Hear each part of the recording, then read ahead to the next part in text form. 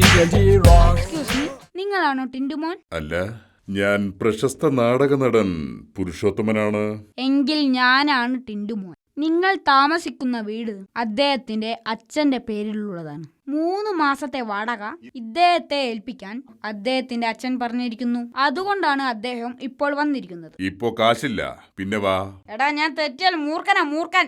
ഇന്നു വൈകുന്നേരത്തിനകം വാടക തന്നില്ലെങ്കിൽ പൊക്കിയെടുത്ത് ദൂരെ കളയും ഞാൻ. എടാ ചെക്ക, ആരെയാണ് നീ അപമാനിക്കുന്നത് അറിയാമോ? ഭാവിയിലെ സിനിമാ താരത്തെയാ. വർഷങ്ങൾ കഴിയുമ്പോൾ ആളുകൾ പറയും പ്രശസ്ത നടൻ പുരുഷോത്തമൻ താമസിച്ചിരുന്ന വീടാ ഇതെന്ന്. അറിയാമോ?